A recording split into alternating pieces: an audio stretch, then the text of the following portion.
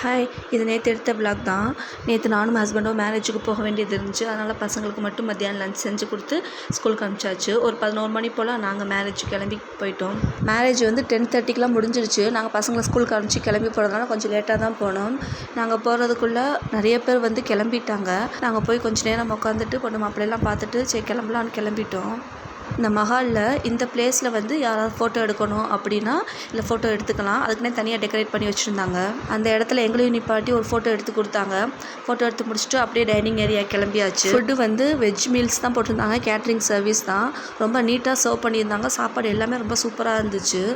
சாப்பாடு எந்த குறையும் சொல்ல முடியாது. அந்த அளவுக்கு ரொம்பவே நல்லா இருந்துச்சு. நானும் ஹஸ்பண்டும் சாப்பிட்டு முடிச்சுட்டு கொஞ்சம் நேரம் உட்காந்து பேசிவிட்டு சரி கிளம்பலாம் அப்படின்னு சொல்லி கிளம்பிட்டோம்.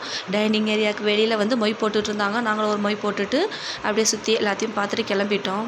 இந்த மேரேஜுக்கு சீஃப் கெஸ்ட்டாக பட்டிமன்ற நடுவர் சாலமன் பாப்பையாவும் ராஜா அந்த டீம்லாம் வந்திருந்தாங்க. ஆனால் நாங்கள் லேட்டாக போனதுனால எங்களால் அவங்கள பார்க்க முடியலை. சரி பார்த்து ஒரு ஃபோட்டோ எடுக்கலான்னு சொல்லி பிளான் பண்ணியிருந்தோம். ஆனால் அந்த அளவுக்கு எங்களுக்கு டைம் கிடைக்கல. அப்போ ஃப்ரெண்டு வந்து ஃபோட்டோ எடுத்து வச்சுருந்தாங்க. அதனால் அந்த ஃபோட்டோ வாங்கி இதில் வந்து வீடியோவில் ஷேர் பண்ணியிருக்கேன். மஹால் விட்டு வெளியில் வந்ததுமே நல்லா வெயில். வீட்டுக்கு வந்து ஒரு லெமன் ஜூஸ் போட்டு குடிச்சிட்டு அப்படியே ஃப்ரெஷ்ஷப் ஆயாச்சு.